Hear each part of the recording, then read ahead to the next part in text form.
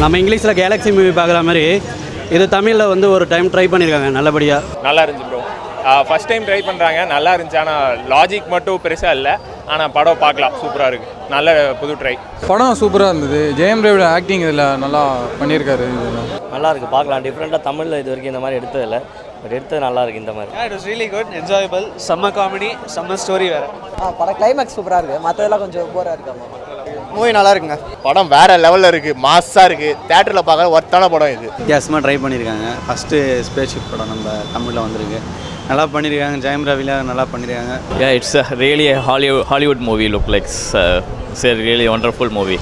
நல்லா ஹாலிவுட் ரேஞ்சில் நல்லா பண்ணியிருக்காங்க. செம்மையாக இருந்த படம்.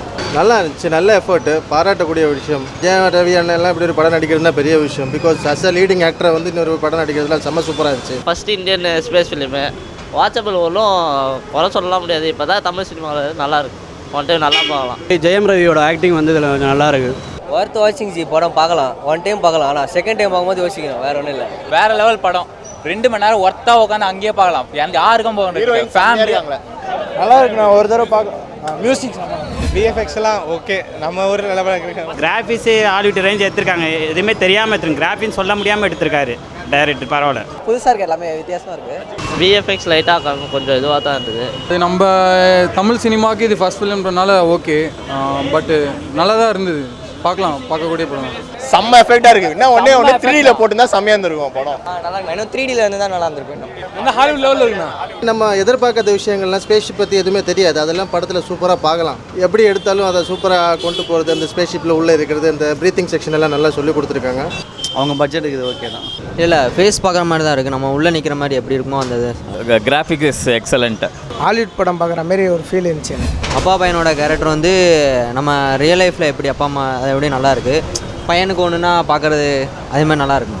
அவன் சன்னு அவரை மிஞ்சிட்டாரு போல நடிப்பில், நல்லா தான் இருந்துச்சு. அவரும் நல்லா தான் பண்ணியிருக்காரு. கம்பேர் பண்ணால் அதில் சொல்கிற மாதிரி தான், அவர் பையன்ற மாதிரி தான். 2 பேரும் நல்லா ஆக்ட் பண்ணியிருக்காங்க. பையன் சொல்ல வேணாம், அவனும் தெரிக்க விட்டான், செம்மையாக இருந்துச்சு.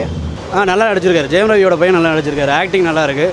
ரெண்டு ஒரு சாங் ஃபஸ்ட் எடுத்தோடனே ஒரு சாங் இருக்குது, அப்பாவுக்கும் பையனுக்கும் ஒரு ரிலேட்டிவாக. அந்த சாங் வந்து பார்க்குறது கொஞ்சம் நல்லா இருக்குது. அவரோட சன்னு நல்லா நடிச்சிருக்காரு. அந்த டைலாக் லாஸ்ட்டில் சொல்கிற டைலாக் நான் என் பையன் சொல்கிறச்சுன்னா வாய்ப்பே இல்லை.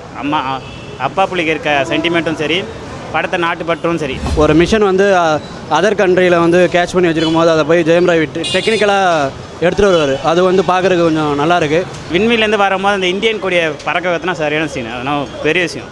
ஃபைட்டெல்லாம் நம்ம நினைக்க வேண்டாம், இந்த மாதிரி படத்துக்கெல்லாம் ஃபைட்டே தேவையில்லை, நல்லா தான் பண்ணியிருக்காரு, சூப்பராக இருக்குது. பிஜிஎம் நல்லா இருக்குது. அதில் டிக் டிக்குங்கிற சாங் மட்டும் கொஞ்சம் நல்லாயிருக்கும் பார்க்குறதுக்கு. சாங்ஸில் ஃபஸ்ட்டு பையனுக்கும் ஜெயம் ரவிக்கார் சாங் மட்டும் நான் ஹிட்டு.